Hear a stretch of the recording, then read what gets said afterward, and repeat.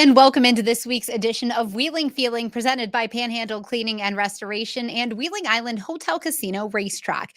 Now, I think it's fair to say that the outside temperatures are showing you that fall isn't quite ready to be here just yet, but it's also setting up for a beautiful weekend. And I don't know about you, but I love food. I think food's my favorite thing in the whole wide world. And if you're like me and you love food, I have the perfect event coming up for you this weekend at the Fall Food Truck Festival at Oglebay. I'll have much more on the event coming up in 30 seconds. West Virginia's largest restoration company is now in the heart of the Mountain State. With a location in Charleston, joining our branches in Wheeling, Morgantown, and Pittsburgh, we'll be there to help when you need it most. Our expert team and state-of-the-art equipment is ready to serve the Kanawha Valley 24 hours a day. From water damage to fire restoration, when disaster strikes your home or business, tell your insurance provider you prefer the restoration company the Mountaineers call. Panhandle Cleaning and Restoration.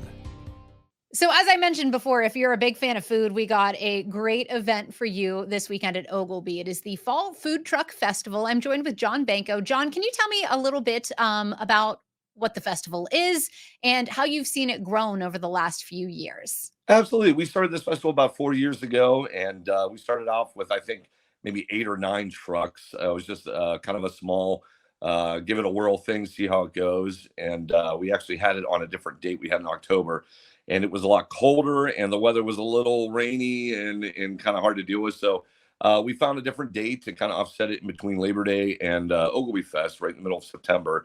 And the weather seemed to be a lot more cooperative. And it's just grown and grown. We started right around the shelter at first, and then we've been moving it out into the field. So now we're up to about almost 20 trucks, and they're all completely different, diverse trucks with different foods.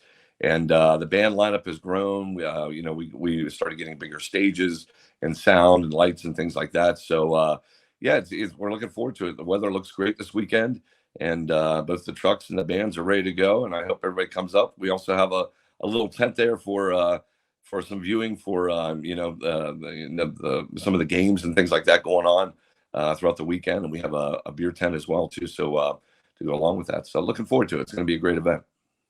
Well, obviously something like this, you guys have a chance to showcase Oglebay, but you also have a chance to kind of help out some of these local food trucks. How important is doing something like that? Yeah, absolutely. I mean, you talk about small business. These are very, very small businesses. And, after COVID, they had a lot of trouble during COVID. Obviously, a lot of the events shut down. So when COVID, opened back up after we were through it, everything started to thrive again. And, but it's a tough business to get into. And we try to create as many events as we can to provide as much business for both the local trucks and the out-of-town trucks. Some of the local trucks have stationary positions now, which is great. You can get to them almost every day. But with that comes the exclusivity thing that kind of fades away. So we try to be as inclusive as we can with the ones that are already stationary, but also include some out of town trucks and give them more diversity, different flavors, different tastes, and different options for the consumer. Well, you mentioned the different flavors, different tastes. Yeah. What are some of the different types of food that people will be seeing at these food trucks? So we have hibachi, we have Italian cuisine, we have of course Mexican cuisine. We have different variations of sandwich trucks, wrap trucks. So we try to cover all of our bases. The only one I haven't been able to get yet is the seafood truck. So we're looking for next year. I got a hold of a couple different ones. Maine lobster is one of the ones I'm going after. So they were supposed to come this year, but unfortunately they couldn't. So I'm trying to get them on board. But as the years go on, I try to make it more diverse, get different trucks to come in while trying to be inclusive to the locals and keep them going too. Well, if somebody is interested in coming out, do they have to pay? What are some of the things people should know if they want to come check things out? No, the event is absolutely free to the public, as are the majority of our events. I would say almost all of our events. The only one we really charge for is when we do the Barbecue Fest concert that goes along with the Barbecue Fest. And actually this year we're going to separate those two events. But this food truck fest is absolutely free admission. The only thing you have to pay for is the food at the food trucks and of course the beverages. But the entertainment, all that's all included. Just come on up. It's going to be a beautiful day. And then, I mean, you guys officially kind of cut the ribbon on all the new upgrades at Ogilvy here less than a month ago. Do you Yeah. think this is a good time for people to kind of come check out some of this new stuff that you guys are showing off? Oh yes, absolutely. If you haven't seen the main entrance to Wilson Lodge yet, if you come up this weekend, drive by the lodge. It's absolutely gorgeous.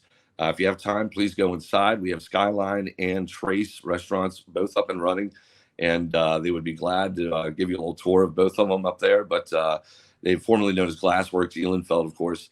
But yeah, the new additions to the food and to the environment up there are just absolutely amazing. And I think if you lived here your whole life, you'd be amazed at it. And if you've never seen it before and you're from out of town, it'd be a great experience for you to first see it. All right, John, we're looking forward to it. Thank you so much. Absolutely, it's going to be a great weekend. Everybody, come on up, Levingston Shelter. It's this Saturday. Wheeling Island has your share of $100,000 as part of our summer living giveaways. So join us Saturdays in June, where each week we'll draw 10 lucky winners every hour from 7 to 10 p.m. Play for your chance to win free play or gift cards up to $2,500 each.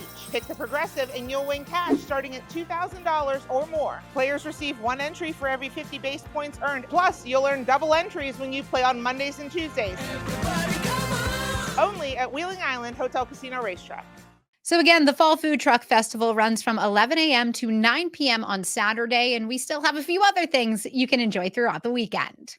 On Saturday and Sunday, it's the Tyrant Tussle Duels and Open Wrestling Tournament at the Highlands Sports Complex. Duels start at 8 a.m. both days and feature kids from 6 and under to 18 years old and under. You can get a ticket for one day or get an all-session pass.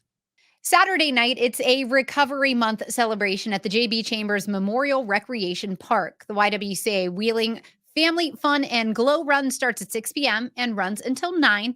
Now, admission is free. There will be activities, music, resources, vendors, and lots more.